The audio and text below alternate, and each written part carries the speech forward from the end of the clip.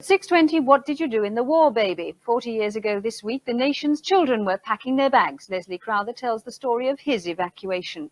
We trace the link between rare horses in the Wye Valley and a golden statue from Venice. In Sportswide, I look forward to tomorrow's Gillette Cup final and Sunday's Italian Grand Prix, plus the distinctive sound of a Portsmouth Sinfonia nationwide.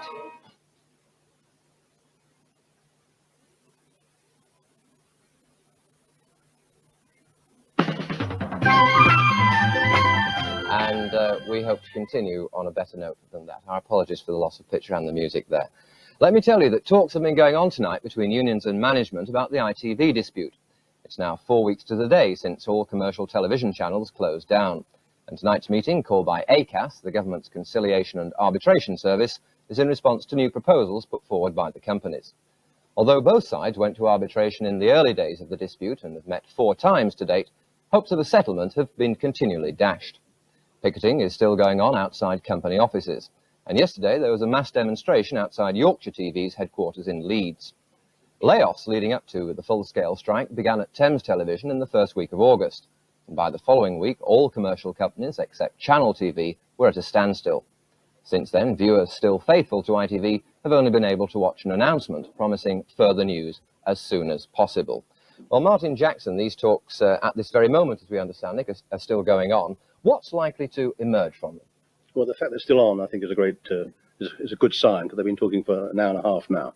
There's great pressure on both sides, particularly on the unions, to come to some agreement. And among the companies, there is certainly pressure from the advertisers, who are beginning to feel a little bit of the stress of it all. I would be surprised if there's any agreement over the weekend. I would think they'll agree to have further meetings on Monday. And I hope that perhaps we'd have ITV back by next weekend. But at the moment, there are really talks about talks. I think so. That's what it sounds like. If there was agreement within the next few days, how long would it be before the television companies could actually get back on the air? Almost immediately. I mean, they actually have, each day, there have been people in the companies who've been updating the schedules.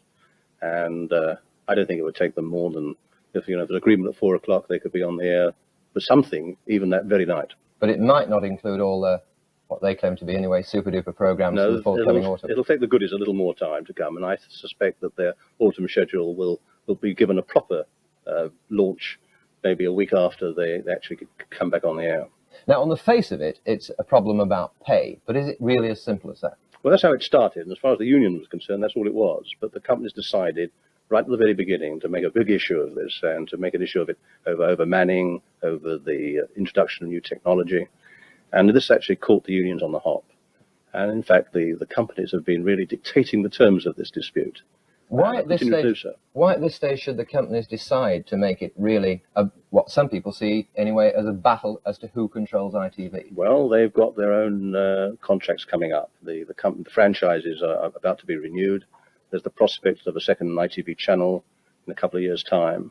And they want to clear the decks. They want to make sure that the next 10 years are not going to be a repetition of the last 10, where they were dogged all the time with arguments and disagreements over, as I say, over manning levels, introduction of new techniques. Something that, as far as some observers are concerned anyway, they inherited from the film industry, where a lot of their technicians came from when ITV began. Yes, and this is one of the reasons why some of the manning levels are different on ITV than they are, for instance, at the BBC. Right. Now then, they're still out, and as far as the people who work there are concerned, life must be getting pretty tough, because they're not actually receiving any strike pay, are they? How long do you think they can hold out? Some of them are. I think some are, I think. And some are actually, and some of the people are, of course, actually locked out. And some of the people are just being told by the management not to bother to come to work and are still being paid. So, I mean, there's, even within the same union, there are people in different categories. No, people are feeling the pinch. I mean, there's obviously, even though some of them are earning a great deal of money, or were earning a great deal of money, it really doesn't really matter very much. The more you earn, the more you need. And so I'm sure that even 11,000 a year men are beginning to feel the pinch. Similarly, I mean, among the advertisers, the advertising agencies, some of them I'd be getting very worried. And I would suspect that if this strike goes on for another 3 weeks, we'll start getting some agencies actually going down. But what about the companies themselves? They're said to be losing £1 million a day, the television companies. How long can they hold out? They've got a lot of fat. Pressure? They've got a lot of fat. And I think they can afford to, certainly for another month.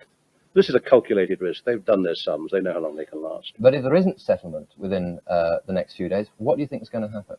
Well, I think then it's time for some real new move from an outside body. And although you said earlier on that this had gone to arbitration, in fact, it hasn't.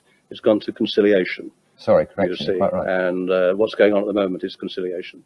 But the strange thing is that under the Television Act, there is actually a clause which calls for the Secretary of State to move in and to direct this to go to arbitration.